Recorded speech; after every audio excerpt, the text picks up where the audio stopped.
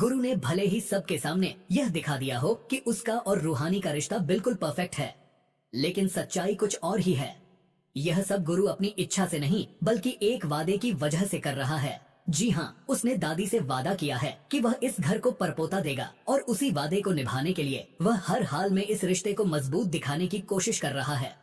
Scene में देखा जाता है कि गुरु और रूहानी के बीच भले ही अंदर से दूरी हो, लेकिन बाहर सबके सामने दोनों एकदम खुश और साथ नजर आते हैं।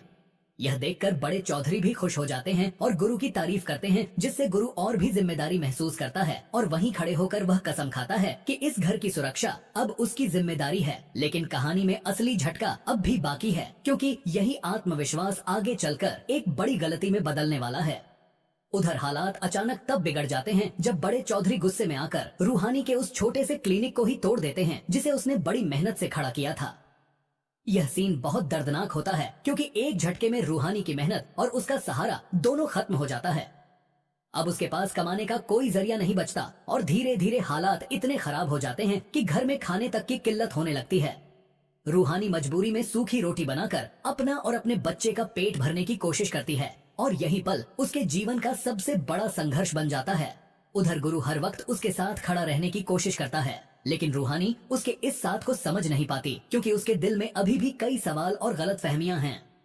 अब सबसे बड़ा सवाल यही है कि क्या गुरु अपने वादे और रिश्ते दोनों को निभा पाएगा, या फिर यह गलतफहमियां इन दोनों को और दूर कर देंगी, क्योंकि आने वाले एपिसोड में यह संघर्ष और भी ज्यादा गहरा होने वाला है। क्या होगा जब असली गुनहगार सामने होते हुए भी इल्जाम किसी और पर डाल दिया जाए और वो इंसान जो जान बचाता है वही सबसे बड़ा दोषी बना दिया जाए। आज का एपिसोड आपको पूरी तरह हिला कर रख देगा, जहां सच और झूठ का ऐसा खतरनाक खेल खेला गया है कि हर कोई धोखे में आ चुका है। इस बार चाल इतनी शातिर तरीके से चली गई है कि असली मास्टरमाइंड पर्दे के पीछे है और सामने खड़ा इंसान बेगुनाह होते हुए भी कसूरवार बन गया है। जी हाँ, इस पूरे खेल की असली खिलाड़ी हैं ललिता दीदू। लेकिन कहानी को इस तरह मोड़ा गया है कि शक की सुई सीधे गुरु पर आकर रुकती है। हर किसी को यही लग रहा है कि रूहानी के किडनैप के पीछे गुरु का ही हाथ है, लेकिन अगर आप ध्यान से देखें तो सच्चाई कुछ और ही कहानी बयां करती है। सोचिए, अगर गुरु ही दोषी होता तो क्या वह अपनी जान खतरे में डालकर रूहानी को बचाने जाता?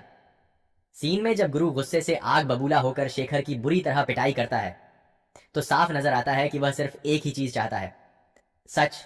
और हर बार की तरह इस बार भी वह रूहानी को मौत के मुहाने से खींचकर वापस ले आता है। लेकिन असली झटका तब लगता है जब दादी माँ ऐसा फैसला सुनाती हैं, जिसे सुनकर पूरा घर हिल जाता है। दादी साफ साफ कह देती हैं कि यह पूरा किडनैपिंग प्लान गुरु ने ही रचा था। बस यहीं से कहानी पलट जाती है। कुछ लोग तुरंत गुरु के खिलाफ खड़े हो जाते हैं, लेकिन कुछ के दिल में अभी भी शक बाकी है कि कहानी इतनी सीधी नहीं हो सकती। उधर गुरु भी चुप बैठने वालों में से नहीं है। उसने ठान लिया है कि वह शेखर से हर हाल में सच निकलवा कर रहेगा, और जिस दिन यह सच सामने आएगा उसी दिन सबके चेहरे के रंग बदल जाएंगे। जो आज उसके खिलाफ हैं वही कल उसके साथ खड़े नजर आएंगे। अब इसी बीच एक खूबसूरत और हल्का फुल्का मोमेंट भी देखने को मिलता है, जहां गुरु और रूहानी के बीच प्यारी सी नोकझोंक चल रही होती है। उनकी केमिस्ट्री दिल जीत लेती है, लेकिन तभी अचानक दादी के आने की आहट होती है और गुरु तुरंत माहौल संभालने के लिए रूहानी के आंचल को अपने सिर पर डाल लेता है, जैसे सब कुछ बिल्कुल ठीक हो। यह देखकर दादी के चेहरे पर एक अलग ही मुस्कान आ जाती है और वह बड़े चौधरी से कहती हैं, अब इस घर में खुशखबरी आने में ज्यादा वक्त नहीं लगेगा। क्या नागेश्वर चौधरी बंद करेगा रूहानी का क्लिनिक? क्या गुरु रोक पाएगा क्लिनिक को तोड़फोड़ करने से? गुरु और उसके दोस्त जब सोच रहे थे कि सीसीटीवी कैमरा कहां लगाना है, तभी नागेश्वर चौधरी अपने आदमियों के साथ क्लिनिक में तोड़फोड़ करने लगते हैं।